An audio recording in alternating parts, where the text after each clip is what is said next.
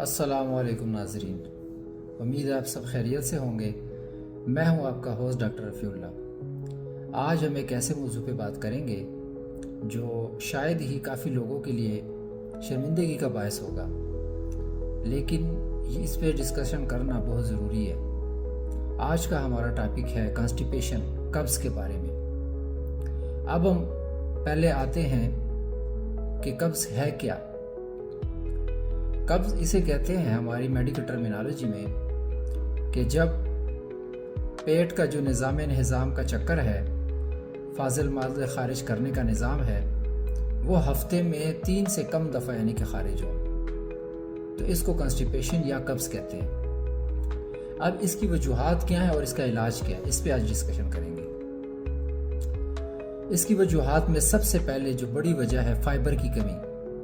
ہم جو خوراک کھاتے ہیں اس کے اندر protein, carbohydrates, fats, fibres, minerals, ان سب چیزوں کا ہونا بہت ضروری ہے۔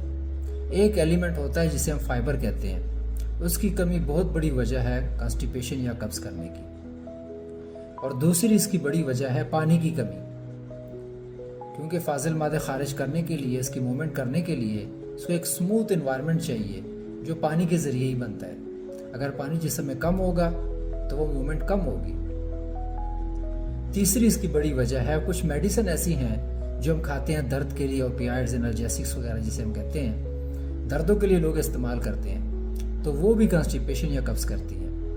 کچھ اینٹی ڈپریشن والی بھی میڈیسن ہیں جو کہ گٹ کی موٹیلیٹی کو یا قبض کو زیادہ کرتی ہیں۔ تو یہ اس کی بڑی بڑی وجوہات پہ ہم نے آج بات کی۔ ایک اور اس کی بڑی وجہ ہے سیڈنٹری لائف سٹائل، یعنی کہ ورزش نہ کرنا، کھانا پینا کر کے اس کے بعد پڑے رہنا، جس طرح آج کل ایک ٹرینڈ بن گیا ہے، کھانا پینا کر لیا اس کے بعد بیڈ پہ گئے اور موبائل دیکھتے رہے، اور تو اس سے یہ بھی ایک بہت بڑی وجہ ہے۔ تو یہ تو ہو گیا وجوہات۔ اب ہم آتے ہیں اس کے علاج کی طرف۔ اس کے علاج بھی وجوہات کی بنیاد پر ہی ہوگا۔ جس چیز کی کمی ہے اس کو پورا کرنا ہوگا اور اپنے لائف سٹائل کو چینج کرنا ہوگا۔ لائف سٹائل کیسے؟ لائف سٹائل ایسے کہ آپ نے سب سے پہلے تو اپنی خوراک اور ایکسرسائز۔ خوراک میں کیا لینا ہے؟ فائبرز۔ فائبرز کون سی چیزوں میں زیادہ ہے؟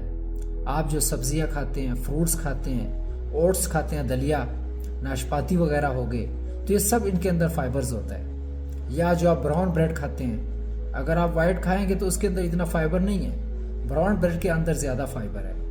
اور ہم جو گندم کھاتے ہیں اس کا یوزولی کیا کرتے ہیں لوگ کہ اس کا صفوف چھان لیتے ہیں، تو وہ جو صفوف ہوتا ہے اس کے اندر فائبرز و منرلز ہوتے ہیں۔ تو وہ والا آٹا اگر آپ لے سکتے ہیں، ہضم کر سکتے ہیں، تو وہ بھی آپ کے لیے فائبرز کا ذریعہ بنے گا۔ اس کے ساتھ اپنی ایکسرسائز کریں، برسک واکنگ کریں، اور اس کے ساتھ جو ہے روزانہ کم سے کم 8 سے 10 گلاس پانی ضرور استعمال کریں۔ اور جو میڈیسن اگر آپ لے رہے ہیں، چند ایسی آئرن کی میڈیسن بھی ہیں، وہ بھی کانسٹیپیشن کرتی ہیں، تو ان میڈیسن کو بھی ریویو کرنا پڑے گا۔